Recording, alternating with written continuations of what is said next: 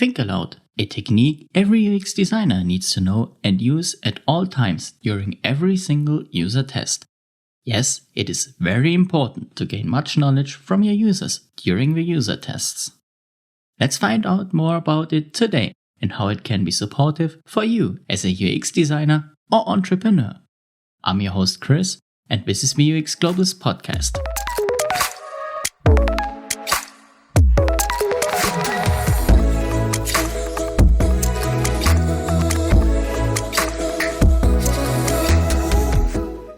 The idea of Think Aloud is that your users moderate their own behavior.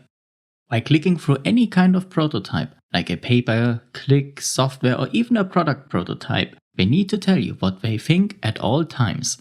It doesn't matter if they make you aware of well or bad implemented features, or if they talk about a similar software they have used before and how it was implemented there, and why they would or would not prefer that.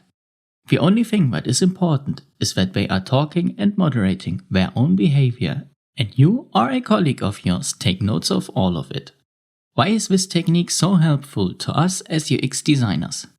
Well, we cannot look into our users' brains.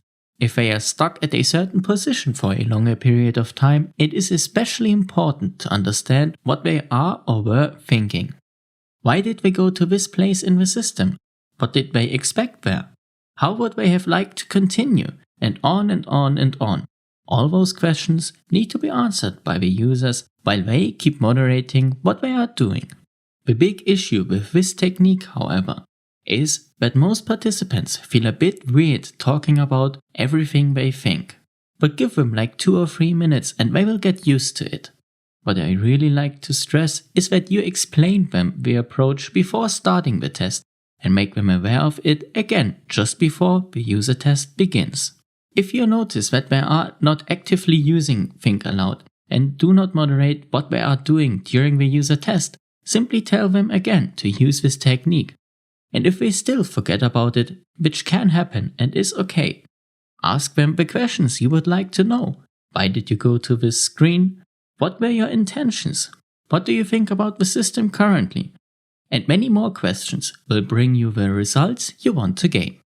The big advantage of this method is that it brings you a deep insight into the ideas and thoughts of your users.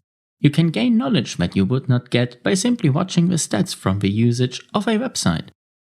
But the qualitative feedback is at least equally as important as the quantitative feedback, and often it can be even more important. The downside of this technique, as I've said before, is that users tend to forget about it, which most of the time is not too bad when you are allowed to ask for some more details, which depends on the study design. Let's take a short break, and after that I have a little announcement for you.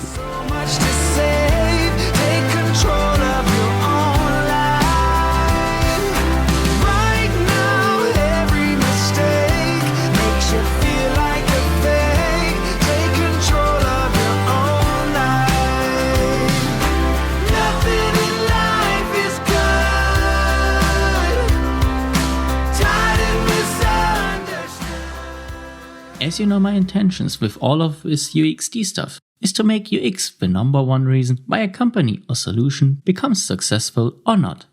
And this all is really time consuming. I'm running 3 different platforms in one go. The UX education platform, the UX marketplace is currently getting started, and this podcast. All of that beside the work I'm doing with my own agency and the book I'm currently writing. That means I work like minimum 14 hours a day, even on weekends. But the announcement I would like to make is that I will begin a YouTube channel this summer. It will be called UXD Chris, My Life as a UX Designer, or at least something like that. The intentions are to show people how the life of a UX design entrepreneur is and what makes this career so special to me. My idea is to have like 3 videos a week because I believe it will not be possible to upload a video every single day. I want to upload 2 vlogs which are about 10 up to 15 minutes long, and then 1 very short video like 90 seconds up to 3 minutes which explains, like similar to this podcast, some very basic UX knowledge. Well, and that was my announcement. And I would like to get your feedback even before I started the channel. What do you expect from the channel? What would you like to see? How long should the episodes be? Simply DM me on social media at UXDChris and I will include your ideas from the beginning on. Well, that was today's little special announcement and now there is no way back and I have to get the channel started this year.